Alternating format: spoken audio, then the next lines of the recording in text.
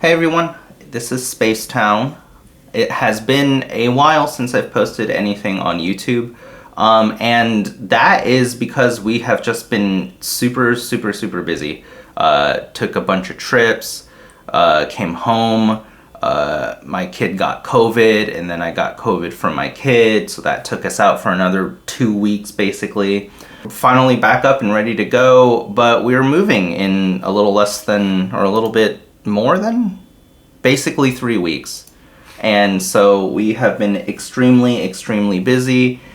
So that's why I haven't really been posting anything on YouTube lately. I promise I have been working on music things, so you will probably be able to hear some of it pretty soon. But in the meantime, I wanted to talk a little bit about the creative process and how I handle creativity and how I like to do things, because, you know, all I need to do is talk into a microphone for a little bit and have that be the video. So this is a low effort way to post something. But I didn't want to leave everyone hanging for like 2 months without any video content. So I wanted to make this video before we officially move, just to get everyone's brain juices flowing. And so yeah, I have been working on a new set, a new live set, and you know, if you have seen my previous live sets with Omen, my live album, and Ghost Obelisks, my other live album, you know that I basically just make live albums. That's all I do now. I don't even really compose music in a strictly linear sense anymore. I post stuff on YouTube that is composed music every once in a while, but I don't like to make my techno sets super structured. I like to have them essentially be live albums that I record at home in one take. In the process of creating my new album, I have been looking at ways to make my music a little bit more interesting, and looking at new inspirations and new artists to kind of style my music after, or at least give my music a little bit of a direction that isn't just repeating the stuff that I've done before. Because, you know, you already have the last 2 albums to listen to. You don't need another one of this same album.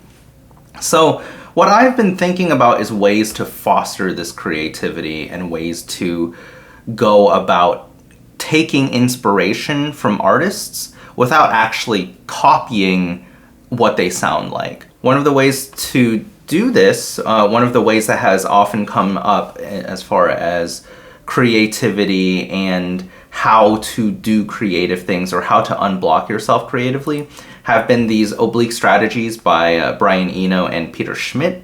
And these come up very often when it comes to music. This is maybe one of the most popular entities around creativity and music and art and all that kind of stuff.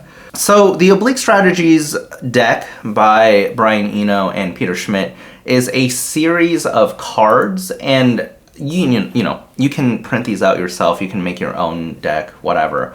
But the idea around this deck of cards is they each have a very small, a very short statement that is printed on the card that is essentially a little bit of a prompt, right? It's a little bit of a prompt or a way to think about creativity, or a strategy, as in the name, around how to move forward with an artistic or a creative project. So, for example, one of the cards that you would pick out of the deck would read, right? And this is kind of coming out of just one of the websites that has all of the cards on it, but it would read, "What mistakes did you make last time?" And so this is the prompt, right? This is the strategy. This is what's supposed to kind of spur you into creativity. And so on the surface, right, I think that this is a really great idea because, you know, you ask yourself, what mistakes did you make last time? And the great thing about Oblique Strategies is that it is open-ended, right? It is not a bounding prescription around, there's no moralism, there's no moralistic statement around what mistakes you made last time. It can be, what mistakes did you make last time? Try to avoid them this time, right? That could be a follow-up statement. Or, what mistakes did you make last time? Make them again, right? Or make them again in a different way. And so the idea of having this open-endedness, this non-bounded this non-bounded strategy really promotes creativity, really gives people a way to think about how to progress in some sort of art practice. There is no prescriptivism around this, right? It is simply a question or a prompt that is being asked of you. I'm going to click again, see what we get. What are you really thinking about just now? Right? So what am I really thinking about just now? In this case, right now, I'm thinking about making this video. I'm thinking about sitting in my room. I'm thinking about if I'm being too loud or not, right? And none of these statements really have any kind of prescriptive quality to them. They're not saying this is how you should proceed. It is simply a way to get you to proceed, right? I would follow one of those statements. I would follow, oh, I'm thinking about being too loud. I'm thinking about making this video. I would follow one of those threads of thought down a rabbit hole and continue my creative practice in that way. So that's essentially Oblique strategies in a super, super tiny nutshell. So Oblique strategies, again, I think it works really well for people who are just beginning the creative process, kind of starting from the beginning, trying to come up with something to work on, and are feeling a little bit blocked in terms of where to start. It is also really good for people who are stuck in some sort of creative process and trying to figure out which way to proceed.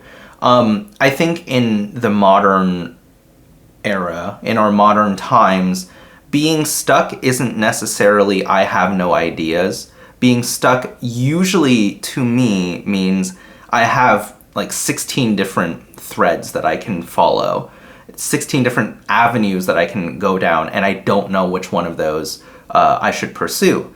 And especially with, this kind of capitalist, time is money, I need the money to survive mindset, the value proposition, the cost-benefit analysis of following one of those threads needs to be made before I actually go down one of those, right? Because if I go down one of those threads and I don't like what I find at the end of it, right, it just doesn't fit or it doesn't really work for me or whatever, then it was a quote-unquote waste of time.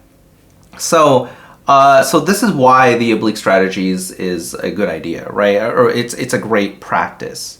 But I personally, right now, I'm not at either of those states, right? I am actively working on my own practice. I have a thing that I'm working on, and I'm not really stuck creatively. Like, I know what I want to do. Like, I know the feeling that I know the path that I want to take, right? I have an established workflow, an established process that I'm working on.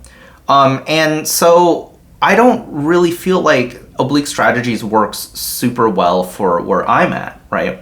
Because it's a little too focused on specifically the creative process and not quite focused enough on the aesthetic growth or iteration, right? Iteration of aesthetic.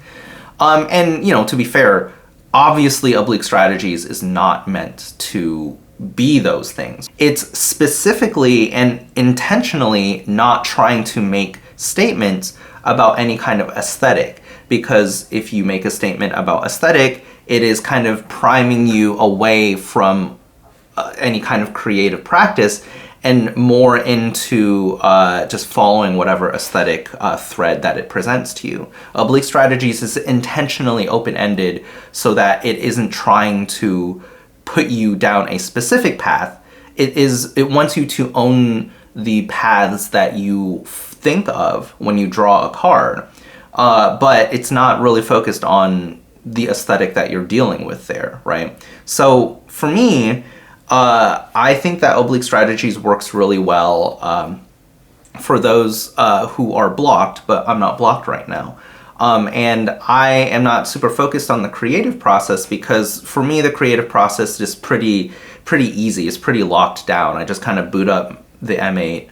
I, think of a pattern that I would like to put down. I put down that one pattern and then I kind of turn off the M8 and that's my creative process for the day. That's my like a little ritual for the day.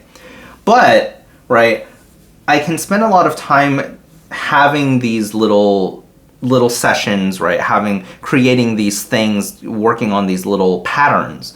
But one thing that I want to kind of kick into high gear is thinking about aesthetic growth, aesthetic iteration for myself, because that's what I want to change from Ghost Obelisks to this new live set, whatever it ends up being.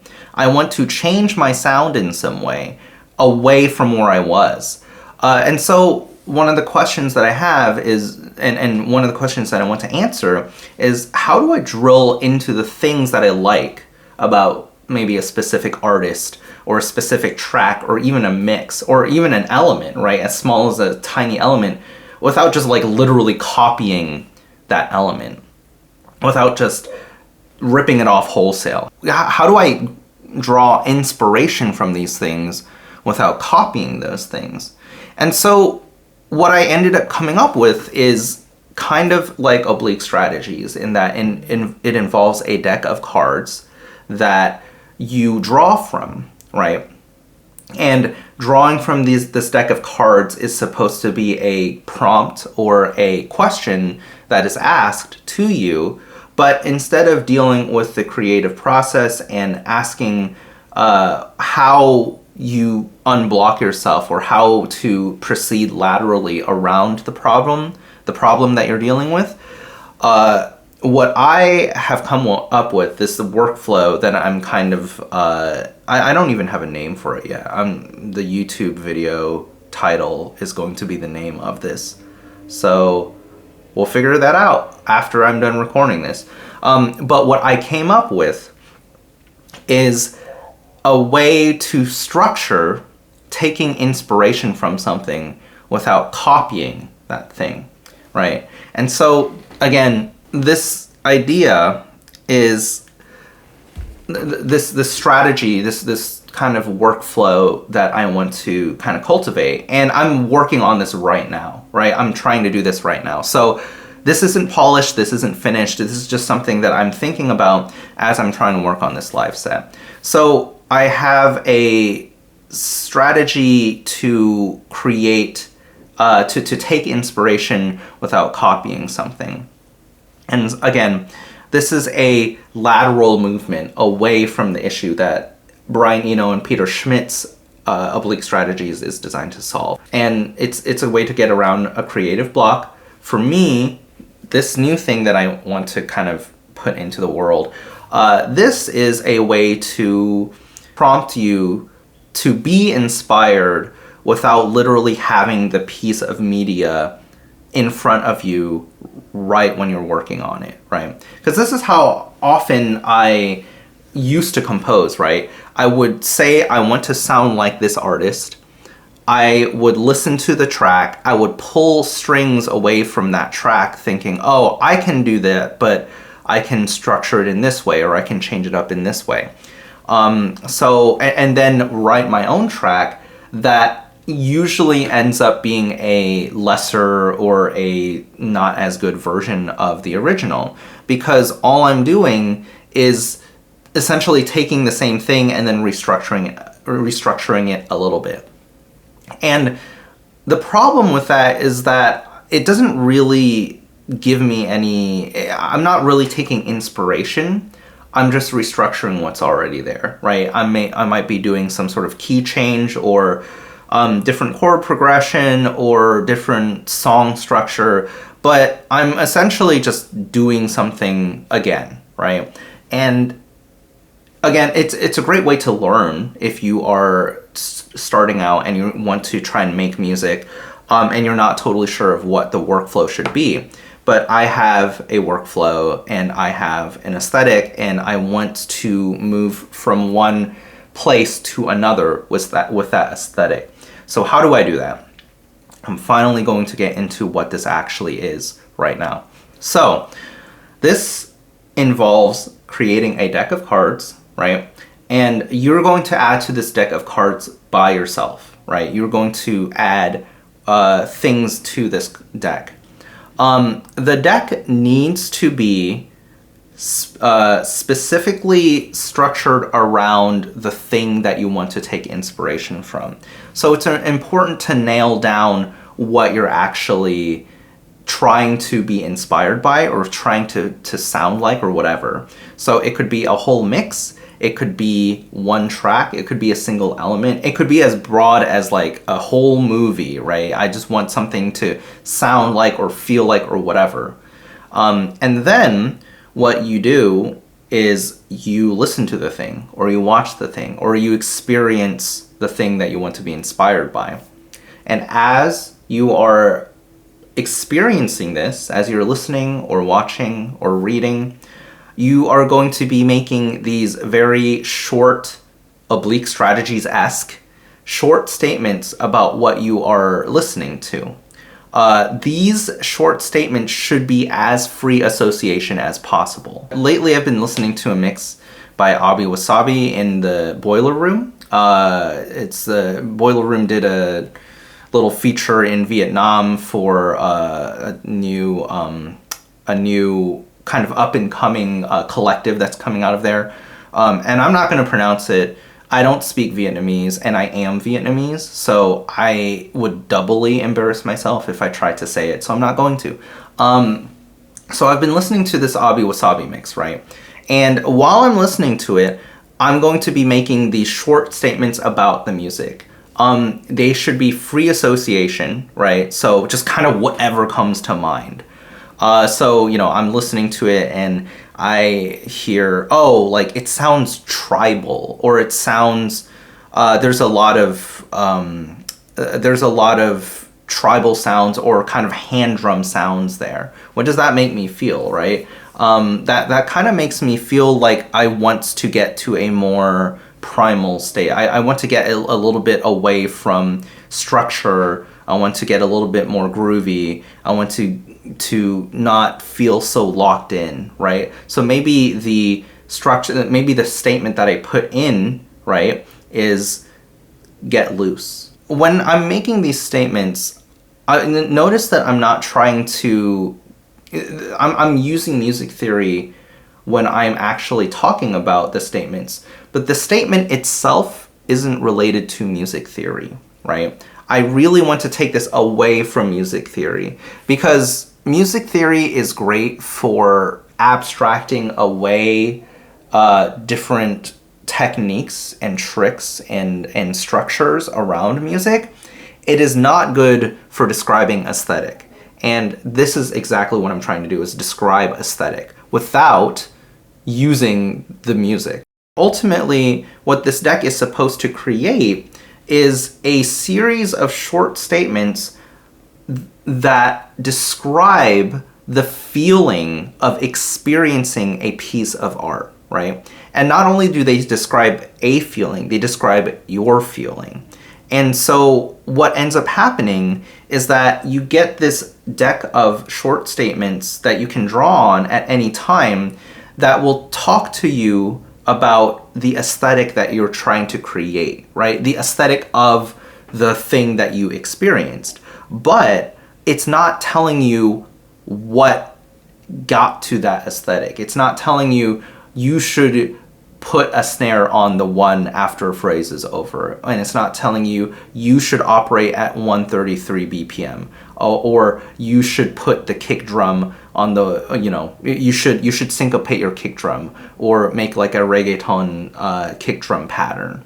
It's not giving you prescriptive statements. It is simply talking back to you. The deck is talking back to you about what you were feeling when you were experiencing this work, which is super important, because if you only ever get influenced by a work as you're experiencing it, then that means you need the work next to you at all times in order to create. And that is a very limiting way to create music or anything, right? Because if I have, the tab open of like the song that I'm trying to sound like, I'm just going to end up making that song whether I like it or not.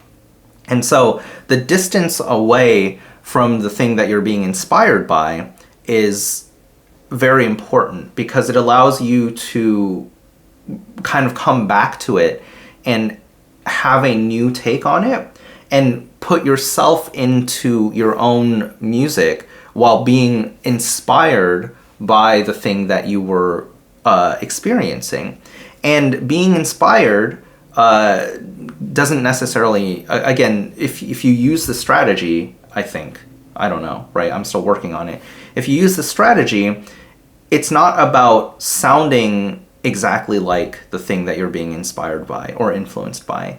It's not being prescriptive about how you were inspired or influenced by the thing. It is simply telling you at that time, or at these periods of time over which I'm listening to that mix again, I felt this way. And so I put that into the deck. And when I need to be inspired again, when I need to remember what I felt so that I can put that into my own music, I can draw from the deck, get myself a prompt, and use that prompt to put into my music, but it's separated enough away from the thing that I was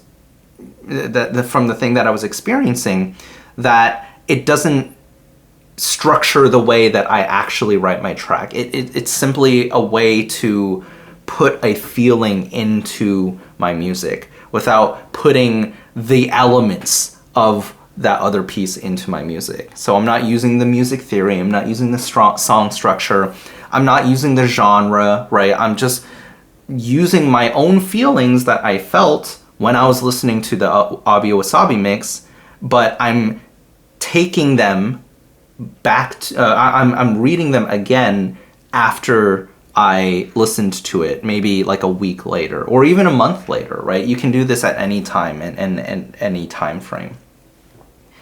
And so what I think this does, right? What I think that this workflow strategy does for creativity and for music, and why I think it's such a good idea, is that a lot of the way that we talk about music specifically, I'm going to kind of narrow this down to music now because it's what I know best. So much of the way that we talk about music is based around musical aesthetic, based on musical contexts, right? And so musical aesthetic is very important, right? It is how you situate yourself in a musical space around other people and around other musicians. But it is very, very focused on music specifically, right? And while that's very valuable if you are learning how to make music and want to make a specific genre or a specific style or hone in on a specific musical element better, I don't feel like enough time is spent, especially on music YouTube, and that's going to be kind of a controversial statement because I haven't watched all of it, but I do watch a lot of it. I don't feel like enough time is spent on how to draw from aesthetics and elements that aren't musical, right? That aren't related to music.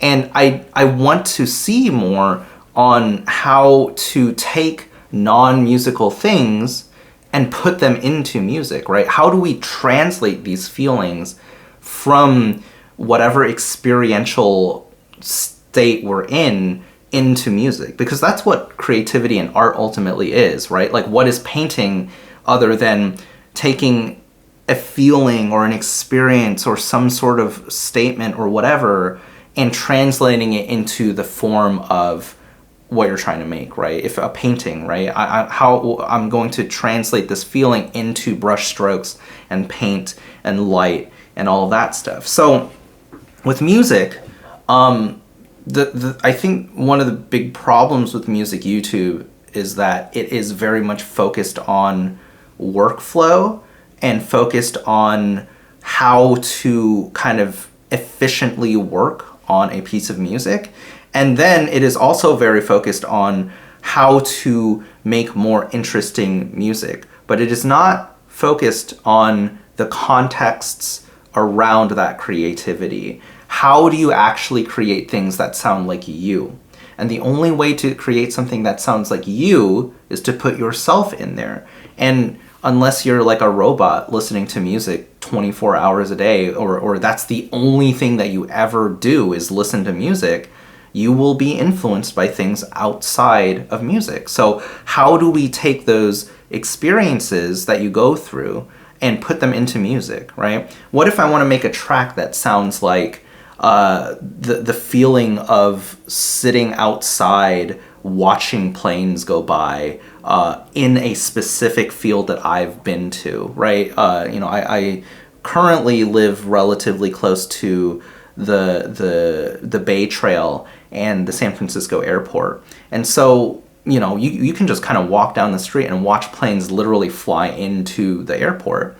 And so, I spend a lot of time watching planes fly into that airport and just sitting there and wistfully looking there, right? So how do I take that experience and put that into music, right? And that is my experience. There could be another person sitting at a different airport in a different field or whatever who wants to have the experience of them watching planes fly into an airport into their music, right? And so the only way to put yourself into the music is to put you into the music and take your experiences and translate them somehow. That's the most fruitful stuff that I've made. Like the most interesting tracks that I've ever made are things that I stopped thinking, things that I made when I stopped thinking about what I wanted something to sound like and more about what I wanted something to feel like, right? Because music is sound, yes, but it is also the emotions that come up from that sound. So we kind of need to focus more on that feeling if we want to evolve as artists or as creative people. And so this whole video, right, this whole strategy, this workflow that I've kind of presented to you here is an answer to the question of how can we take inspiration of artists, how can we take inspiration from artists that make us feel something without making something that sounds the same, right? And hopefully, with any luck, and again, this is something that I'm working on right now, so I don't actually know if this is going to work. It just makes sense in my mind intuitively, and it has been working for what I've been making. So, hopefully this helps you, and this is kind of a different style of video, right? This is a talky video, so there's no music involved. It's just me talking into a microphone and recording this awesome Dig Dug DIY little visualizer that I have. But hopefully this helps kind of spur you to be creative in different ways, right? Because, I watch too much music YouTube, I watch too much synthesizer YouTube, and there is only so much synthesizer YouTube I can handle before I want to actually go make something. Hopefully this helps you be creative in different ways.